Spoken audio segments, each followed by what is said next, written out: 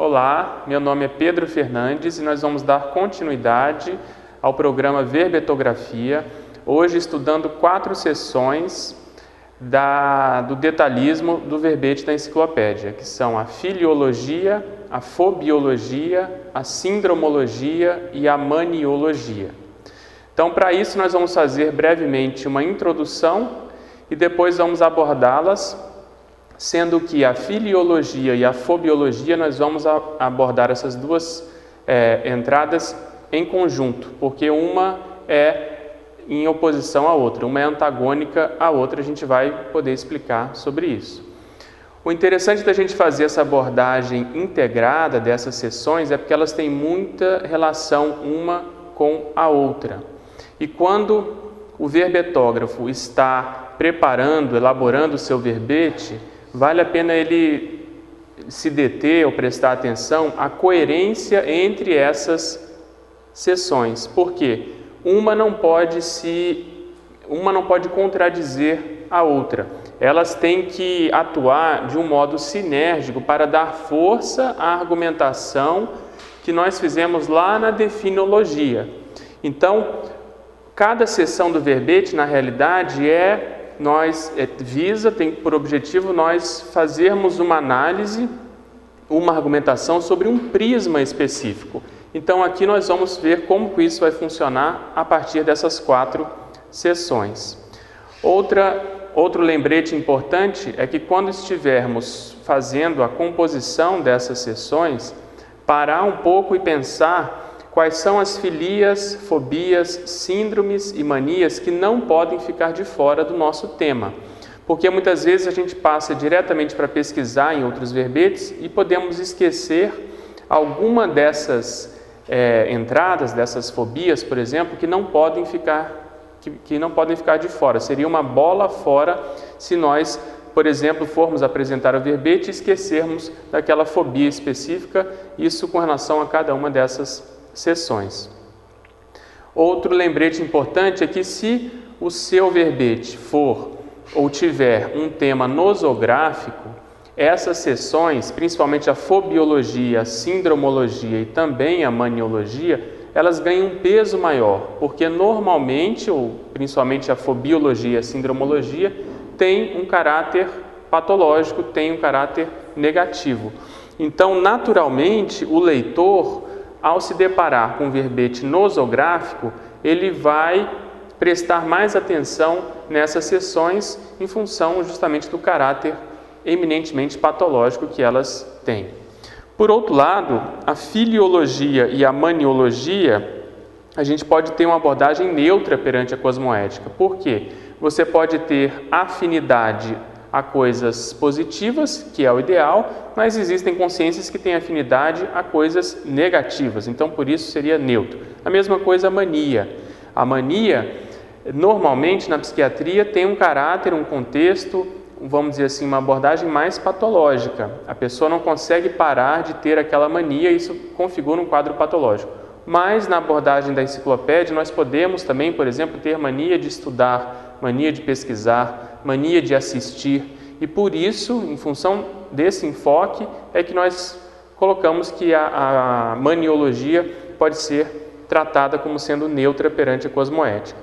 Por outro lado, repetindo, a fobiologia e a sindromologia sempre serão negativas. Nós sempre vamos estar falando de entidades, condições, situações patológicas, doentias.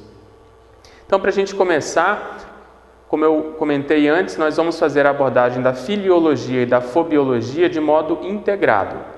Então, começando pela filiologia, qual que é a definição que nós estamos propondo? É uma ciência aplicada aos estudos das predileções, afinidades, hábitos, atrações conscienciais, seja objetos, pessoas, lugares ou ideias, podendo então ter cunho cosmoético ou patológico, como nós dissemos. Então é tudo aquilo que naturalmente a pessoa tem uma tendência, uma predisposição, uma afinidade com relação àquela ideia, pessoa, objeto, não interessa. E por outro lado, se contrapondo a isso, a fobiologia é toda e qualquer realidade que vai causar aversão. um medo exagerado. Isso vai ser evidenciado a partir de uma reação de evitação ou evitamento, um rechaço, aquilo que traz ojeriza para a pessoa de modo espontâneo, também podendo ser um objeto, uma situação, um local, às vezes até uma ideia. Isso pode ser real ou mesmo da própria imaginação da pessoa. Sinônimos e antônimos para filiologia, a gente pode chamar isso de predileciologia, ou seja, ciência das predileções ou das dileções, é a mesma coisa, ciência das afinidades de modo geral, e o contrário, ciência das quisilas. Quisila é uma palavra que denota aquilo que naturalmente causa aversão à pessoa. Então, sem uma causa aparente, pode existir uma pessoa com a qual eu tenho uma aversão natural, uma aversão espontânea. Então, o nome disso é quisila, e se a gente fosse propor uma ciência das quisilas, poderia ser justamente essa condição. Ciência das antipatias, a própria fobiologia, como a gente está propondo aqui, seria um antônimo de filiologia. Falando agora do outro lado, da fobiologia, nós poderíamos entender essa ciência como a ciência do medo, ou a medologia, a temorologia, ciência dos temores de modo geral, ciência dos receios e assim por diante. E o antagonismo, o antônimo, seria a ciência da bravura, ou a bravurologia, ciência da coragem, a desassombrologia e assim sucessivamente. Então vamos agora ver como é que nós vamos compor essas sessões. Então o modus faciendi é justamente como que a gente vai fazer essas duas sessões, a filiologia e a fobiologia. O objetivo aqui principalmente é dar o prisma de afinidade ou rejeição com relação ao tema que você esteja estudando. Então pensa no seu tema e pensa assim, existe alguma realidade ou alguma, vamos dizer assim, algum medo, alguma fobia que tenha uma relação maior e que você apresentando essa relação, ela vai ajudar, vai, vamos dizer assim, dar mais força à sua argumentação. Então é esse brainstorm inicial que a gente quer passar, esse modo de raciocinar que é o objetivo justamente dessa aula.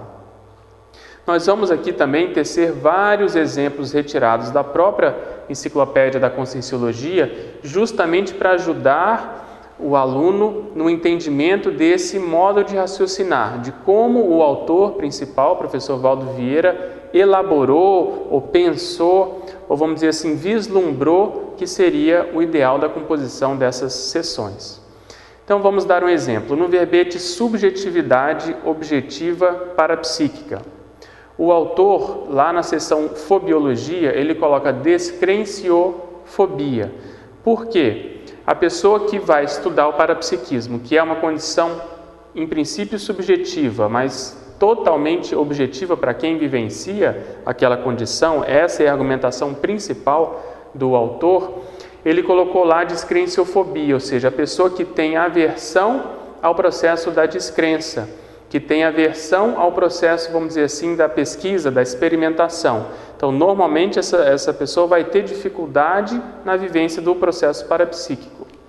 Por outro lado, a filiologia é a necessidade, que ele colocou ali, a neofilia, é a necessidade da pessoa ter a cabeça aberta, ter a curiosidade sadia, ser aberta ao novo. Então, como o processo parapsíquico normalmente exige isso, a neofilia não poderia faltar justamente nesse verbete.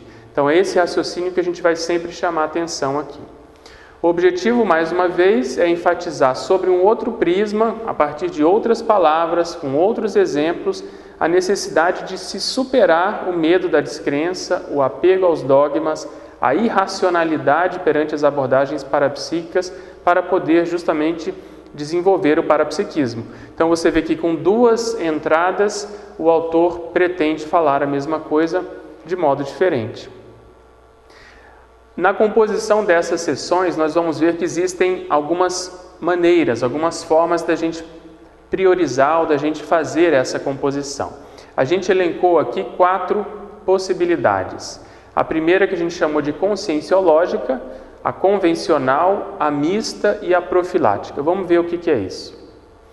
A conscienciológica seria justamente você fazer a abordagem da fobiologia perante algum neoconceito da conscienciologia. Então, alguma verpom que cause, ou que por si só cause essa aversão. Então, por exemplo, no verbete agênere, o autor coloca parapsicofobia. Justamente é o quê? É o medo do processo do parapsiquismo. Lembrando que a gênere é a possibilidade da materialização da consciência, às vezes a partir do nada, de repente ela se materializa, ela se apresenta e depois ela some. Então, quem tem essa condição de parapsicofobia vai ter mais dificuldade de perceber justamente a presença dessa consciência. Um outro exemplo, correção de rota. Se coloca decidofobia, proexofobia, ressexofobia e a evoluciofobia. Então você nota que são medos, aversões a realidades conscienciológicas ou a verpons conscienciológicas. Então, a proexofobia, por exemplo, ela é estudada pela conscienciologia. Seria o medo da proex, ou medo de executar, de, vamos dizer assim, cumprir a proex. Então, isso dentro do verbete correção de rota está bem encaixado. Por quê? Correção de rota é justamente aquela necessidade que a gente tem de fazer reciclagens intra- e extraconscienciais para cumprir a proex. E se a gente tem medo disso, então nós vamos ter essa dificuldade. O mesmo raciocínio com o processo da Dimener, que é a dimensão energética, colocar a energeticofobia. Numa abordagem convencional, nós vamos pensar em medos, pavores ou receios, e da mesma maneira filias, em que a ciência convencional estuda e que nós podemos emprestar essa realidade para a nossa abordagem dentro do verbete. Então é o medo, o pavor, o receio das realidades intrafísicas de modo geral. Então, no verbete descompressão consciencial, o autor coloca claustrofobia. Então, claustrofobia, aquela sensação de medo que as pessoas, porventura, podem apresentar de locais fechados. Então, isso tem tudo a ver com o verbete descompressão consciencial, que é justamente o oposto. Nos verbetes erro evolutivo crasso e expressão facial, nós encontramos fobias, então, que as pessoas na SOCIM já ouviram falar e podem até já ter presenciado ou vivenciado. Então, no primeiro caso, o erro evolutivo crasso, o autor coloca xenofobia, que é aquela aversão ao diferente, as pessoas imigrantes, a pessoa que não é da mesma nacionalidade. Então, isso é um erro evolutivo crasso. Falou a mesma coisa de uma outra maneira. No verbete expressão facial, a neofobia ou a sociofobia. Então, essas duas fobias podem ser expressadas a partir dessas duas realidades, o medo ao novo e o medo também do contato social. Nós podemos casar essas duas abordagens no mesmo verbete. Então, você pode fazer aquilo que a gente está chamando aqui de abordagem mista. Ou seja, no verbete autodeterminologia, você vai encontrar a autopesquisofobia e o processo, por exemplo, da própria xenofobia que nós comentamos. Então, o verbetógrafo, o neoverbetógrafo, ele tem essa possibilidade de casar e, vamos dizer assim, compor as sessões de acordo com a necessidade de argumentação. Isso ajuda, inclusive, a expandir a cosmovisão do próprio verbete. Então, aqui existem vários exemplos: a criticofobia, a decidofobia, a disciplinofobia, enfim, várias fobias para aquelas pessoas que têm dificuldade com o processo da autodeterminação. Um outro caso, no verbete cronologia da projeciologia. Então, o que o autor colocou? Nós pescamos aqui dois exemplos. A projeciofobia, justamente por isso, tem pessoas que têm medo da projeção e têm relação com o assunto. E também o processo da tanatofobia, que é estudado pela ciência de modo geral, ciência intrafísica de modo geral, seja psicologia, medicina, psiquiatria, enfim. Então, você pode lembrar dessas realidades estudadas, vamos supor, no seu caso, a sua profissão, aquilo que você traz de bagagem, além da conscienciologia, para ajudar a enriquecer o seu verbete. A abordagem profilática também é uma possibilidade na composição dessas sessões. E como que nós vamos fazer isso? Nós vamos inserir determinadas palavras, por exemplo, evitação, profilaxia, prevenção, superação, ou outras palavras com esse mesmo sentido, justamente antes de alguma fobia, alguma síndrome, alguma condição que nós queiramos exaltar. Então, por exemplo, quando a ideia da prevenção ou superação de determinada fobia for mais forte a fobia em si, aí a gente pode usar essa abordagem. Vamos dar alguns exemplos. No verbete imperturbabilidade, o autor coloca a superação teática da tanatofobia. Então você nota que ele quis realçar o processo contrário, o processo profilático. Então essa é uma possibilidade que a gente tem. No verbete para contato, ele coloca o combate à parapsicofobia, porque aí fica mais explícito que para ter um paracontato a gente tem que abrir mão do medo do parapsiquismo. No verbete para amizade, a mesma coisa. A superação da filofobia, que é o medo de fazer amigos. Outra realidade que nós vamos destacar aqui nessa aula é que a gente vai procurar sempre dar um verbete-chave para ajudar vocês em casa, principalmente a partir do DVD da enciclopédia, poder estudar outros verbetes que ajudem na composição dessas sessões. Então, para melhor qualificação da verbetografia, nós indicamos para esses dois casos, tanto a fobiologia como a filiologia, o estudo do ciclo enumerativo. Então, esse é um verbete da enumerologia, um verbete neutro, que na realidade não só para essas duas sessões, mas ele vale a pena ser lido para abrir a cabeça para uma série de outras sessões, realidades e verpons da conscienciologia. Mas nesse caso específico, lá nós encontramos 40 tipos de fobias relacionadas mais especificamente à zoologia. Então ali, dependendo do tema do seu verbete, você pode encontrar tanto fobias que já foram usadas em determinados verbetes, ou ali você ter ideia de outras fobias, outras realidades que você possa usar ou pelo menos pesquisar para ver se é o caso de utilizar. Vamos lembrar aqui também o que já deve ter sido comentado em outras aulas, que quando essas sessões tiverem 7 ou mais elementos, nós vamos colocar sempre o sufixo, no caso fobia ou filia, em itálico. O ponto e vírgula depois não entra em itálico, é simplesmente o sufixo para realçar essa realidade que está sendo repetida. Então aqui a gente citou um exemplo, a intelectofobia, bibliofobia, anticriticofobia, a gnosiofobia, a cainofobia, a epistemofobia e a hedonofobia. Então, nesse caso, se o seu verbete tem 7, isso é considerado um máximo, você vai italicizar os sufixos. Isso vale para todas as sessões que a gente está comentando aqui. Uma outra dica, vale a pena você percorrer no Find do DVD, colocar lá, por exemplo, filiologia ou fobiologia e ver vários verbetes ou analisar vários verbetes, principalmente aqueles com assunto semelhante, que você acha que o tema é parecido, para você tirar ideias e tirar abordagens mais convergentes. Isso ajuda, inclusive, na própria, vamos dizer assim, amarração intra-enciclopédica, ou seja, de um verbete com o outro dentro da própria enciclopédia. Além disso, você pode pesquisar em outros dicionários, se você puder vir a Foz do Iguaçu ou for morador de Foz do Iguaçu, existem dicionários no Holociclo específicos de fobias, por exemplo, e vários outros temas que podem ajudar na sua pesquisa. Além disso, no livro Homo Sapiens Pacíficos, no caso na página 650, nós encontramos uma listagem de 100 tipos de fobias relacionados ali, no caso, aos grupos nosográficos. Então, isso também pode ajudar na nossa pesquisa. Tudo bem? Então, nós vamos fazer esse mesmo raciocínio agora para síndromes.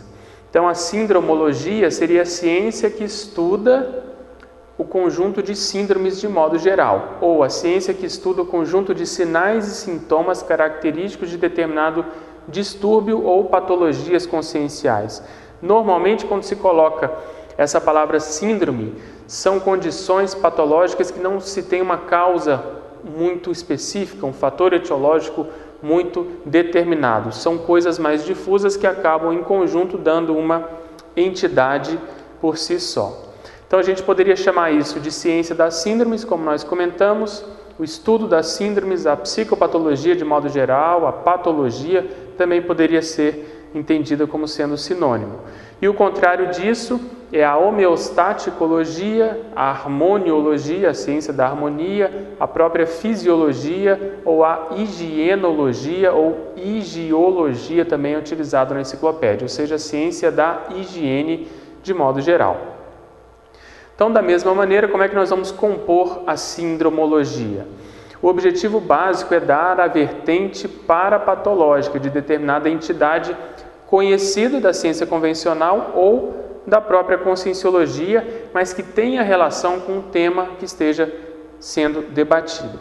Com o tempo, o verbetógrafo começa a perceber que existem realidades, ou, por exemplo, no caso, síndromes, que estão mais próximas ali do tema, existem aquelas mais distantes.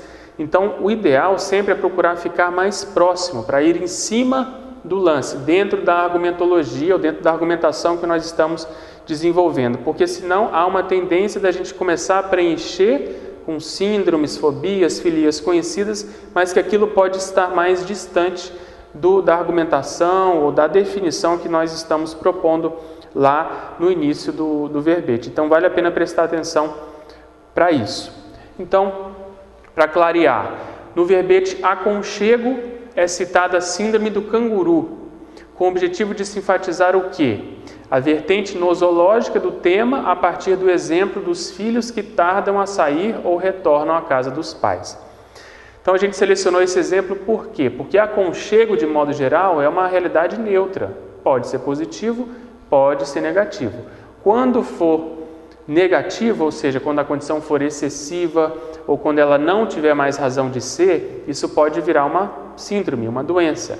E aí, no caso, a síndrome do canguru, por quê? É aqueles adolescentes, às vezes, ou pessoas mais velhas, às vezes até de 40 ou mais anos, a pessoa volta para a casa dos pais, ou nem sai da casa dos pais.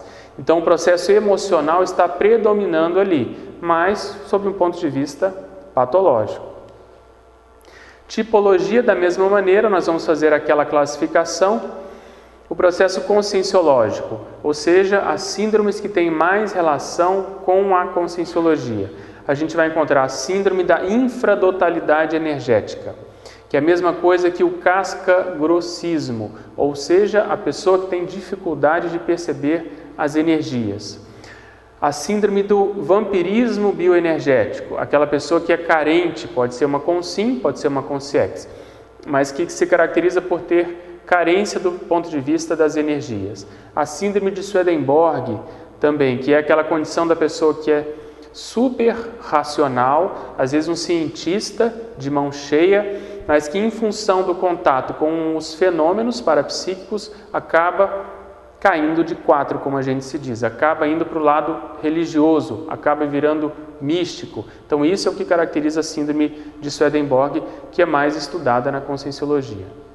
Continuando, um outro tipo, uma outra classificação, é o processo das síndromes convencionais, que nós também utilizamos na enciclopédia. Então, por exemplo, a síndrome de Burnout, as autoexperiências dispensáveis na síndrome da dispersão consciencial, é uma coisa mais, apesar da gente utilizar mais, mas isso não é só da conscienciologia. A síndrome da onipotência, por exemplo, isso também a gente pode encontrar em outras abordagens. Então vamos aprofundar essa abordagem conscienciológica com outros exemplos. No verbete correção de rota que a gente citou anteriormente, lá na sindromologia a gente vai encontrar a síndrome da apriorismose, que é justamente isso, a condição da pessoa não conseguir cumprir a proex, ou ter dificuldade de voltar para o rumo, para o leito da proex em função de apriorismos, ou condições teimosias, ou ideias já pré-concebidas que ela tem, que ela porventura tenha. Que isso pode aparecer inclusive na síndrome da interiorose, ou seja, a pessoa que mora e não sai do interior, por exemplo, ela acaba pensando pequeno, ela acaba pensando de modo mais tacanho, e essa dificuldade de expandir a visão, de abrir a sua cabeça, pode acabar interferindo na própria proex. Um outro exemplo no verbete adaptabilidade, a síndrome do estrangeiro. Então esse é uma síndrome que está bem encaixada aqui, porque o que mais caracteriza a síndrome do estrangeiro é um processo de adaptação. Então, lembrando daquilo que a gente comentou no início, veja quais são as síndromes do seu verbete que não podem ficar de fora em função do tema. No verbete adulto-criança, se coloca a síndrome da dispersão consciencial, também está bem encaixado aqui. Verbete Auschwitz, a síndrome da abstinência da baratrosfera. Também é um verbete, quem não conhece essa síndrome vale a pena estudar, que tem tudo a ver com o processo de campo de concentração lá dos nazistas. Então essas seriam abordagens mais da própria conscienciologia.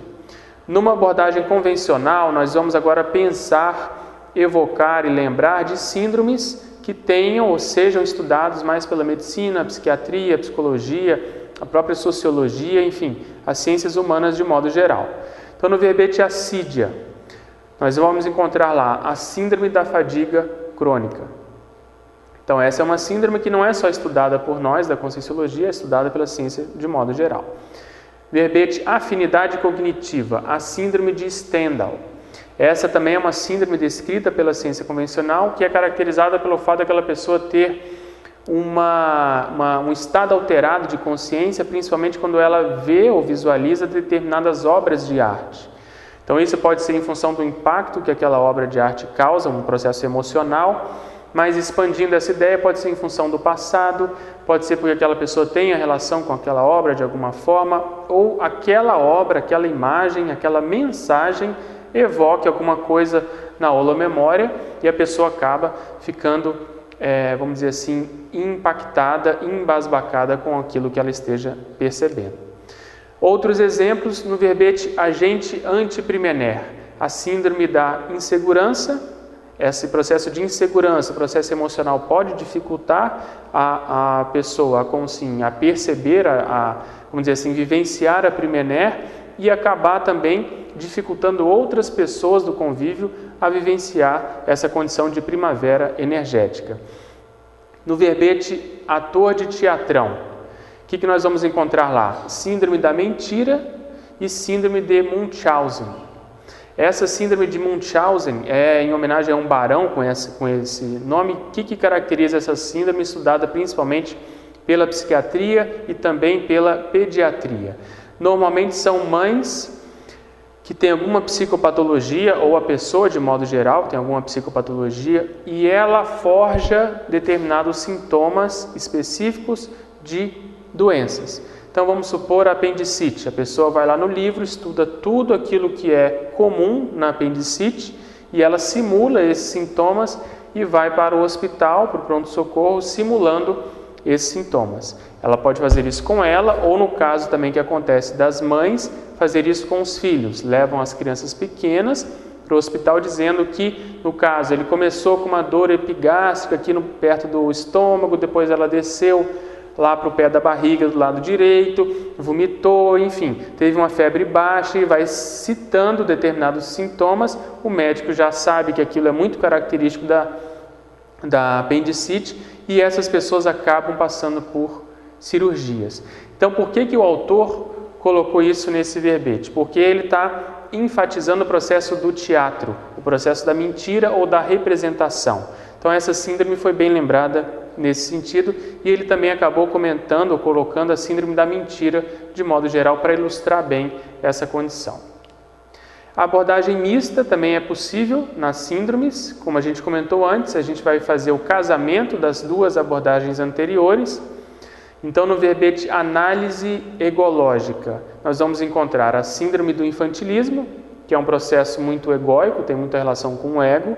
A síndrome de Asperger, que é um tipo mais brando de autismo, também tem muita relação com a intraconsciencialidade, e a própria síndrome do estrangeiro também, que, querendo ou não, antes de tudo é um processo de adaptação do ego à dimensão intrafísica ou ao grupo com o qual a pessoa esteja convivendo. Outros exemplos aqui no verbete apetite insaciável. Se coloca a síndrome do ansiosismo, a pessoa tem ansiedade, não consegue se saciar. É a consim multívola. É bom regravar isso. É o caso da consim multívola, ou seja, aquilo que ela não consegue, vamos dizer assim, nunca nada está bom, ela sempre quer mais, ela é insaciável. Então, aqui no caso também do processo da alimentação, a síndrome do apetite excessivo, do vampirismo energético, do consumismo, o processo do perfeccionismo e abstinência da baratrosfera. Então, de uma forma ou de outra, todas essas síndromes têm relação com o processo de apetite insaciável. Também podemos fazer a abordagem profilática, colocando aquelas palavras-chave antes: evitação, profilaxia, prevenção, superação, combate, seja lá qual for o enfoque que a gente queira dar. Então, no verbete amizade evitável, se coloca a remissão da síndrome da ectopia afetiva. Areópago conscienciológico, a eliminação da síndrome do poder intrafísico. Então, nós vamos perceber que na enciclopédia existem determinadas condições nosológicas que, por serem tão importantes de serem estudadas e também por serem tão comuns, tão incidentes, o autor ele coloca isso tudo sob a forma de síndrome. Por quê? No caso do poder intrafísico, se nós formos analisar, existem sinais e sintomas específicos dessa condição. A pessoa, quando assume o poder, por exemplo, ela às vezes pode ter vamos dizer assim, uma manifestação de megalomania, ela pode começar a querer manipular os outros, ela pode começar a corromper outras pessoas, aquilo sobe a cabeça, ela deixa de ser como ela era antes de assumir o poder, enfim. Nós podemos fazer uma listagem de vários sinais e sintomas que caracterizam essa síndrome. Então, por isso que determinadas realidades foram incluídas na condição de síndrome na enciclopédia. Outro exemplo, atenção dividida. Nesse verbete, também de modo bem, vamos dizer assim, redondo, o autor coloca o combate à síndrome da dispersão. Uma coisa você está com atenção dividida, por exemplo, eu estou dando essa aula e posso estar também percebendo o processo extrafísico simultâneo a essa aula. Isso é diferente de dispersão. A pessoa está devaneando, por exemplo. Eu poderia estar aqui, mas pensando que eu vou no dentista depois ou que eu tenho uma outra tarefa para realizar. Isso já é devaneio. Então, quando você coloca o combate à síndrome da dispersão, você está justamente querendo dizer que não é o processo da dispersão. É um processo técnico de você conseguir manter determinada atividade coordenada enquanto você está pensando ou percebendo outras situações. No verbete atilamento, o autor comenta o descarte da estagnante síndrome do deixa disso. Também essa síndrome entra naquela condição que a gente comentou do poder intrafísico. A síndrome do deixa disso é o quê? Aquela pessoa que não quer, vamos dizer assim, se posicionar, ela quer colocar panos quentes, ela não quer, vamos dizer assim, pagar o ônus do não. Então, deixa disso, se você for analisar, ele também pode ser caracterizado como uma condição patológica. Dicas para a composição da síndrome, ou melhor, da seção Sindromologia. No Homo sapiens pacíficos também, agora na página 872, existe uma listagem com várias síndromes. Vale a pena checar esse capítulo. E no Find também, mais uma vez, vale a pena percorrer a enciclopédia através do DVD, colocando no Find Sindromologia, e vocês vão ter muitos outros exemplos de síndromes que podem ajudar na composição do seu verbete. Um verbete-chave que a gente selecionou seria o anticatarse, porque nesse verbete, a sindromologia, o autor colocou 9 síndromes, então isso é um pouco além do habitual, normalmente a gente vai até 7, ali existem 9 relacionadas à anticatarse que podem ser utilizadas também na composição do seu verbete. E para a gente finalizar, vamos falar de maniologia. Como é que nós definiríamos a maniologia? É a ciência, o estudo dos hábitos extravagantes, dos costumes normalmente nocivos, que a pessoa não consegue controlar, aquelas rotinas prejudiciais ou vícios repetitivos, evidenciados pelo impulso incontrolável para executar determinada tarefa, ação, e que é normalmente caracterizada por um monoideísmo. A pessoa fica com uma ideia fixa, ela não consegue se conter e acaba fazendo ou, vamos dizer assim, direcionando a sua energia para aquela atividade. Então a gente nota que com essa definição, a maniologia normalmente tem um caráter mais doentio, patológico, mas nem sempre, como a gente comentou no início. Então, alguns sinônimos para maniologia: ciência das manias ou estudo das manias, a nosohabitologia, ou seja, a ciência dos hábitos negativos ou nosográficos ou nosológicos, e a própria psicopatologia de modo geral. Por outro lado, a antonimologia, a gente poderia destacar a auto-organizaciologia, a harmoniologia, a fisiologia, enfim, tudo aquilo que vem do equilíbrio, que é homeostático, que é funcional ou fisiológico. Então, o modo de se compor a maniologia, essa seção. O objetivo é a gente apresentar o conjunto de manias mais relacionadas ao tema apresentado no título ou na entrada. Então, da mesma maneira, a gente vai citar aqui vários exemplos na composição para que fique bem caracterizado o modo de se raciocinar, de se pensionizar no momento em que a gente esteja fazendo o nosso verbete. Então, no verbete acriticismo, o autor coloca oplomania. O que é a oplomania? É a pessoa que tem mania de armas. A própria belicomania tem relação com isso. A pessoa, por exemplo, coleciona armas. Então, isso tem íntima relação com o processo de acriticismo. Por quê? A pessoa não tem noção do que isso evoca, das companhias extrafísicas que podem estar relacionadas com isso e do próprio holopensene vinculado a essa realidade. Outro exemplo, adorno consciencial. Adorno consciencial seria aquilo tudo que a gente pode colocar na nossa manifestação para ressaltar, para dar um brilho, para melhorar ou para qualificar a nossa manifestação. Então é um processo neutro, porque isso pode ser positivo, mas também pode ser patológico, pode ter o lado doentio dessa situação. Então aqui ele ressaltou mais o processo doentio. Por exemplo, anticomania. Pegar todos os, vamos dizer assim, os objetos antigos que tenham relação mais com a antiguidade e a pessoa ressaltar isso em si. Começar a se vestir, por exemplo, vinculado mais a um determinado holopensene antigo. Isso é negativo em função do holopensene que evoca. O processo da egomania também, se a pessoa começa a chamar muita atenção para si, pode estar relacionado a um processo de vaidade ou até de narcisismo, como é o caso exemplificado aqui da narcisomania.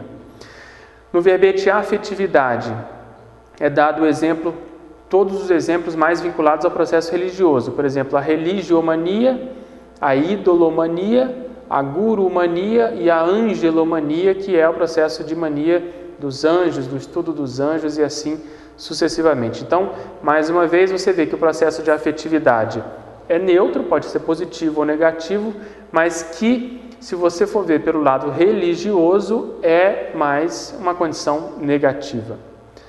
No verbete autoevocação, que é o que você evocar a você mesmo, seja nessa vida, uma época específica da infância, muito comum nas pessoas idosas, ou você evocar a sua personalidade anterior em uma outra vida, a partir de uma identificação que você tenha feito em uma outra série X, isso pode configurar essa nostomania, que é esse processo de saudade, de banzo, a mania do passado, a mania de gostar do passado e muitas vezes esquecer do próprio presente e do futuro. No verbete com sim mal resolvida é ressaltado o que? A fracassomania e a sinistromania, porque justamente o processo da pessoa mal resolvida tem muita relação com o fracasso e com o processo de acidentes, que é justamente a sinistromania. Além disso, existe a abordagem neutra. Por exemplo, um verbete de administração da vida intelectual, se coloca a intelectomania. Normalmente tem um viés mais positivo, mas dependendo do que vai se estudar, pode ser um processo totalmente negativo. Ou, por exemplo, se a pessoa esquece da vida completamente e quer só ficar estudando, também essa mania de estudo pode se configurar em uma doença. No verbete anti-subhumanidade, existe a zoomania e a agrizoomania. Da mesma maneira, dependendo do nível dessa mania, da intensidade, de como isso acontece, isso pode ser mais positivo ou mais negativo. Mas o fato é que tem relação com o tema, com a definição, com a entrada, com a proposta do verbete. No verbete bibliofobia, se coloca bibliomania, tem íntima relação. Da mesma maneira, bibliotáfio, a anticomania e a bibliomania. Só lembrando, bibliotáfio é aquele lugar nas bibliotecas destinado a obras raras, a obras que não são comuns, ou então a obras muito valiosas. Então isso aí, por isso, tem relação com o processo vamos dizer, da antiguidade, o processo da anticomania e da bibliomania. E no verbete casa do intelecto, a intelectomania também não poderia ficar de fora. Na maniologia também nós podemos ter a abordagem mais profilática, citando alguns exemplos. No verbete acompanhante parapsíquico, se coloca a queda das teomanias milenares. Então você vê que é uma possibilidade de uso dentro da maniologia, você falar de teomania, ou seja, do processo de estudo aparentemente ou teoricamente científico do processo religioso, do processo relacionado mais à religião e aos deuses de modo geral, mas ele faz justamente esse combate por quê? Porque esse processo de estudo da religião de modo geral faz a evocação do processo passado. Existem as consciex que ainda estão nesse holopensene. Então daí você casar o acompanhante parapsíquico com o processo vamos dizer, do acriticismo religioso. Além disso, no verbete agendex da OFIEX, ou seja, agenda extrafísica da OFIEX, ele coloca o seguinte: o descarte da sebastomania, da idolomania e da ragiomania. É o mesmo enfoque. Você não precisa mais, você abre mão, você descarta o processo de estudo dos santos, das esculturas relacionadas à igreja, do processo de idolatria ou idolomania e da ragiomania também, que é justamente o processo relacionado aos santos. No verbete antivisão imaginativa, ele coloca o combate à megalomania, também para fazer o contraponto. Por quê? Você ter uma antivisão imaginativa, você fazer uma previsão, você fazer assim uma prospecção do futuro, não tem relação com isso inflar o seu ego, ou você ter mania de grandeza, por exemplo. Então é justamente você falando para o leitor, eu estou falando que isso é positivo, e não justamente para descambar na megalomania. No verbete autodiscernimento afetivo, ele comenta a eliminação justamente das megalomanias, porque tem um processo afetivo subjacente a essa condição. Lembrando mais uma vez o processo dos itálicos, quando a seção for constituída por 7 ou mais, o sufixo mania vai ser sempre em itálico, mas o ponto e vírgula não. Algumas dicas: um verbete-chave que vale a pena, que já existe, é o próprio maniologia. É um verbete que já existe, e nesse verbete existem 6 características básicas relacionadas ao conceito de manias. E além disso, também no Pacíficos, no Homo sapiens Pacíficos, agora na página 648, existe uma listagem de manias. Então, com isso, a gente procurou dar uma visão geral dessas 4 seções. Elas não trazem maiores dificuldades para serem preenchidas na elaboração do verbete, e eu chamaria atenção mais uma vez para ver a coerência intraverbete. A abordagem dessas 4 seções tem que reforçar a argumentação principal que você queira dar no seu verbete. Então é isso, obrigado e até a próxima.